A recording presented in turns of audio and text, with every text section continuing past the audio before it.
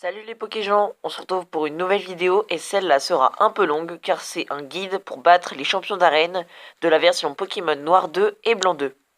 J'ai regroupé en liste tous les Pokémon qu'il vous faudra pour battre les 8 champions du jeu. Mais attention, n'oubliez jamais qu'un Pokémon n'est rien, il faut toute une équipe pour triompher d'un champion. On commence tout de suite pour battre Cheren. Cheren c'est très simple, il faut aller dans le ranch d'Amaïd et attraper Riolu. Et ouais, c'est beaucoup moins simple d'un coup. Dans les hautes herbes, son taux d'apparition est de 5%. Bonne chance. Et tant qu'à faire, prenez aussi un Wat-Wat pour battre le dernier champion qui est de type eau. Il a 10% de chance d'apparaître dans les hautes herbes. On passe à Stricna. Allez à l'intérieur de l'enceinte du Zeddy, dont sur mer, la zone industrielle, et capturez un Magnéti. Son attaque Sonic Boom et son immunité au poison vous seront d'un grand secours. Si vous avez Pokémon Noir 2, vous pouvez prendre Magby pour le troisième champion de type insecte. Il a 25% de chance d'apparaître. Sinon, vous pouvez attraper Caninos qui a 20% de chance d'apparaître dans les hautes herbes, comme Magby. Artie, si vous n'avez ni Magby ni Caninos, pas de panique, vous pouvez trouver des Darumarons sur la route 4 et des Pochijons un peu partout avant vos lucités. Sur la route 4, Darumaron a 35% de chance d'apparaître dans le sable foncé. On passe à Inesia. Vraiment, pour ce champion-là, j'ai vraiment galéré. Donc je vous conseille de prendre 1 voire 2 Mascaillements sur la route 4. Ils ont 35% de chance d'apparaître dans le sable foncé. Faites-les évoluer en escroco, ce sera même encore plus sûr. Ensuite, on passe à Bardan. Pour battre Bardan et ses Pokémon de type sol, rendez-vous dans la route 6.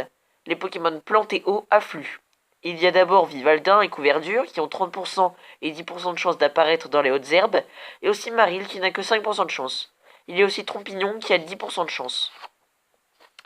On passe ensuite à Carolina. Carolina, il faut passer par la grotte électronique et essayer d'attraper un Géolite ou un Tarinor. Ils ont 5% d'apparaître et 10% d'apparaître dans toute la grotte. Sinon, allez sur la grotte 7 et attrapez un Zeblitz. Il a 20% de chance d'apparaître. Si vous êtes en hiver, vous pouvez également essayer d'attraper un Polarum qui aura 25% de chance d'apparaître, mais il n'apparaîtra pas les autres saisons. Il pourrait aussi vous servir pour le champion de type dragon, l'avant-dernier. Alors, ensuite, le champion de type dragon, justement, c'est assez chaud, parce que à moins d'avoir attrapé Polarum, vous n'avez aucun moyen d'avoir un Pokémon plus fort que lui. Je rigole. Pour en avoir un, retournez dans le désert délassant et capturez Craquenois. Il a... Oups. J'ai pas encore trouvé le pourcentage de chance. Bref, après un bref passage chez Poképédia, pour aller chercher le pourcentage d'apparition de Craquenois dans la zone principale du désert délassant, j'ai vu qu'il avait 5% de chance d'apparaître, et qu'il évolue au niveau 35 et en Vibranymph, et ensuite au niveau 45 en Libégon. Il sera donc de type dragon, et vous pourrez peut-être égaler la puissance des dragons de l'avant-dernier champion. Le professionnalisme de cette vidéo est génial. Et bref, pour le dernier champion de type eau, vous avez beaucoup de Pokémon pour lui défoncer sa race.